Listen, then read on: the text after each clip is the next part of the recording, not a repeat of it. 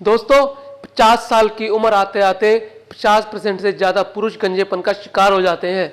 लेकिन और लोगों के मन में भी ये प्रश्न हो सकता है कि पीछे से पुरुष गंजे क्यों नहीं होते, पुरुषों के बाल पीछे से क्यों नहीं जाते, सिर्फ आगे से ही गंजापन क्यों आता है। तो आज के वीडियो में हम यही समझने का प्रयास करेंगे कि पुरुष पीछे से गंजे नहीं होते, इसका कारण क्या है।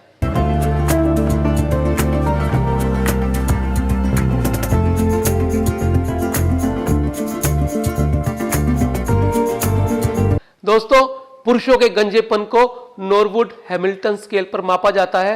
इसकी अलग अलग 7 ग्रेड्स यानी स्टेजेस होती हैं। पहले जानते हैं इन स्टेजेस के बारे में। दोस्तों ये है मेल पैटर्न हेयर लॉस।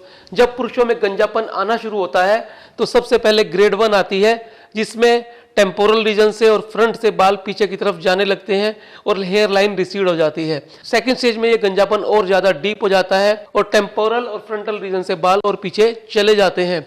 और थर्ड ग्रेड के अंदर ये और ज्यादा डीप हो जाता है और पूरी वी शेप या इसे आप एम शेप कह सकते हैं, इस तरह से बन जाती है। फोर्थ ग्रेड के अंदर फ्रंटो टेम्पोरल के साथ साथ वर्टेक्स से भी यानी पीछे से भी बाल थोड़े से जाने, यानी सिर के इस हिस्से से, सिर के बीच वाले हिस्से से भी बाल थोड़े कम होने शुरू हो जाते हैं।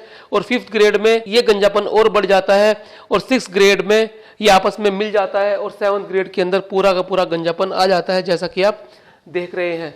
ये होता है टेस्टोस्टेरोन हार्मोन, जिसे हम पौरुष का हार्मोन कहते हैं, जिससे पुरुष पुरुष बनता है। उस हार्मोन के DHT यानी डाई हाइड्रो टेस्टोस्टेरोन की कन्वर्शन में, और जब ये कन्वर्शन होती है ये बालों को पतला करना शुरू कर देती है। और ये कन्वर्शन होती है जेनेटिक इन्फ्लुएंस में।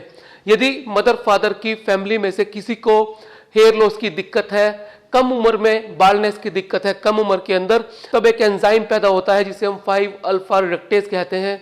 ये एंजाइम टेस्टोस्टेरोन को डाईहाइड्रो टेस्टोस्टेरोन में कन्वर्ट कर देता है और बालों को पतला करना शुरू कर देता है, जिससे मेल पैटर्न हेयर लॉस या एलोपेशिया एंड्रोजेनेटिका की शुरुआत होती है।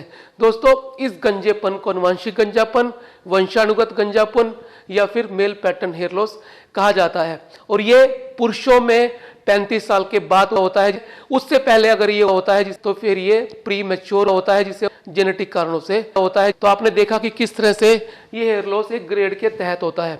लेकिन जो ये पीछे वाला हिस्सा है, जिसे हम डोनर एरिया भी कह सकते हैं, ऑसिपिटल रीजन भी कह सकते हैं, बैक ऑफ द हेड भी कह सकते हैं, यहाँ पर बाल किसी के भी नहीं जाते, चाहे पुरुष 80 साल की उम्र का क्यों ना हो जाए। इसका कारण ये है कि ये वाला जो हिस्सा होता है, सिर के पीछे का हिस्सा, ये रेजिस्टेंट होता है उस एंजाइम के, यानी 5 अल्फा रिडक्टेज इनकी रूट्स में नहीं बनता और यहाँ पर टेस्टोस्टेरोन की कन्वर्शन DHT में नहीं होती, जिसकी वजह से ये बालों को पतला नहीं करती और जिसकी वजह से टर्मिनल बाल, मोटा बाल वेलस हेयर यानी इस बारीक बाल में कन्वर्ट नहीं होता और बालों की जो 3 लेयर होती हैं कन्वर्ट नहीं होती, बीच की लेयर कोटेक्स खत्म नहीं होती और बाल की मोटाई 0.067 mm से 0.023 mm में कन्वर्ट ना होने की वजह से ये वाला बाल मोटा ही रहता है और यहाँ पर व्यक्ति कभी गंजेपन का शिकार नहीं होता।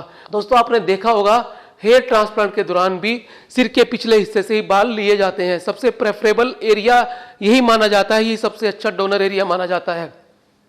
इसमें भी एक सेफ जोन होता है, उस सेफ जोन से ही बाल निकाले जाते हैं ताकि ये बाल लंबे समय तक व्यक्ति के साथ बने रहें और ये वाले बाल कभी ना जाएं, 20-30 साल तक इनकी लाइफ रहे। तो दोस्तों मैं उम्मीद करता हूं कि आपको समझ आ गया होगा, सिर के पीछे वाले बाल किसी भी व्यक्ति के किसी भी उम्र में नहीं जाते। उसके पीछे कारण यही है कि DHT हार्मोन में टेस्टोस्टेरोन की कन्वर्शन नहीं होती और बाल पतले नहीं होते और व्यक्ति गंजेपन का शिकार नहीं होता।